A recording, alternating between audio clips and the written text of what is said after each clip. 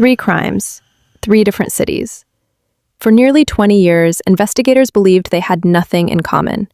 A missing medical student in New York, an execution-style killing in Los Angeles, and a dismembered body discovered in a bay in Texas.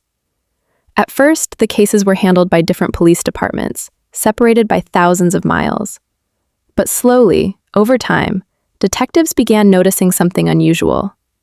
The same name appeared quietly in the background of each investigation. And by the time anyone realized it, decades had already passed. In 1982, Kathleen McCormick is 29 years old. She lives in South Salem, New York, a quiet suburban area north of Manhattan. She is studying to become a doctor and spends much of her time commuting between Westchester County and New York City. Friends describe her as organized, independent, and determined. Her routine is predictable: classes, train rides into Manhattan, and regular phone calls with family. She lives in a house with her husband, and from the outside, their life appears stable. But several people close to Kathleen later tell investigators that the marriage has tensions. Arguments happen often. Kathleen has mentioned difficulties to friends, but she continues her studies and maintains contact with her family. Then, on January 31st, 1982, something changes. That evening, Kathleen is believed to be at home. The following day, she is supposed to travel into Manhattan. She never arrives. At first, her absence seems temporary. But when days pass without contact, her family becomes alarmed. Kathleen never goes long without calling. Police begin checking hospitals and transportation records. Investigators review her bank accounts. There is no activity. Her belongings remain in the house. No luggage appears to be missing. There is no sign she planned to leave. Detectives interview the people closest to her and attempt to reconstruct the final hours before she vanished. But without witnesses, physical evidence, or a body, the investigation quickly becomes difficult. Weeks turn into months. Months turn into years. Eventually, the case goes cold. Kathleen McCormick is officially listed as a missing person, and despite repeated efforts, her body is never found. Nearly 18 years later, another investigation begins on the other side of the country.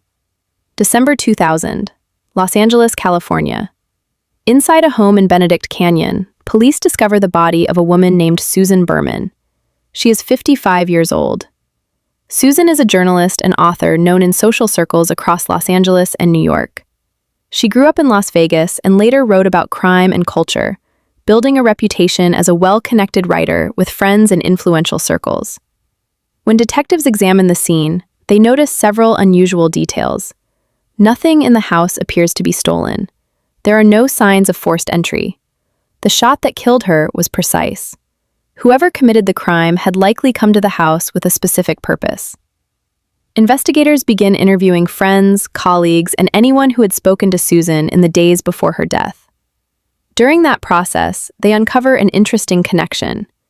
Years earlier, Susan Berman had helped a close friend deal with media attention during a missing person investigation. The missing person in that case was Kathleen McCormick. But before detectives can fully explore that connection, another crime occurs thousands of miles away. September 2001, Galveston, Texas. A fisherman notices several plastic bags floating in the water of Galveston Bay. When authorities recover them, they find human remains inside. The victim is identified as Morris Black, a 71-year-old man who lives alone in a modest apartment building near the waterfront. Morris Black is known by neighbors as quiet and private. He spends most of his time at home and occasionally talks with residents in the building. When detectives begin interviewing neighbors, they hear about recent arguments between Morris Black and someone who lives in the same building, a person who calls themselves Dorothy Signer. Police soon locate this individual after a minor shoplifting incident at a nearby store. But during the identification process, officers discover something unusual. Dorothy Signer is not a woman, and the name itself is false. The person they have detained is actually Robert Durst. Durst is not an ordinary suspect. He is the son of a powerful New York real estate developer and an heir to the Durst organization, a company responsible for some of the most valuable properties in Manhattan. When Texas investigators begin examining his background, they discover a connection that immediately attracts attention. Robert Durst is the husband of Kathleen McCormick, the woman who disappeared in New York in 1982. During questioning, Durst admits something unexpected. He says he was present when Morris Black died. According to his statement, the two men argued inside Black's apartment, and a struggle followed. Durst claims that during the confrontation, a gun fired accidentally. He tells police that after the shooting, he panicked. He says he dismembered the body and placed the remains into bags before throwing them into Galveston Bay. In 2003, Robert Durst is put on trial in Texas for the death of Morris Black. His defense argues that the shooting occurred in self-defense and that the dismemberment happened afterward, during a state of panic. Despite the disturbing details presented in court, the jury ultimately acquits him of murder. But investigators in other states continue examining his past, particularly the unsolved cases surrounding Kathleen McCormick and Susan Berman. In the Berman case, detectives revisited detail that had puzzled them for years. Shortly before Susan Berman's body was discovered, the Beverly Hills Police Department received an anonymous letter. The envelope contained the address of Berman's house and a single word: cadaver. For years, the author of the letter remained unknown. Later, investigators compare the envelope to documents known to have been written by Robert Durst. They notice striking similarities in the handwriting, spelling patterns, and layout of the address. Finally, in 2015, Robert Durst is arrested in New Orleans and charged with the murder of Susan Berman. The trial that follows presents evidence gathered across decades, including the anonymous letter and testimony about his movements around the time of Berman's death. But one moment becomes especially significant. During the filming of a television documentary years earlier, Durst participated in a long interview about the investigations surrounding him. After one segment ended, he walked into a nearby bathroom, apparently unaware that his microphone was still recording.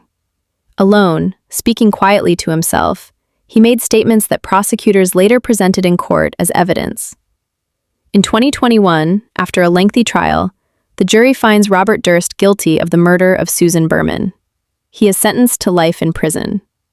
In January 2022, he dies in custody. Yet one part of the story remains unresolved.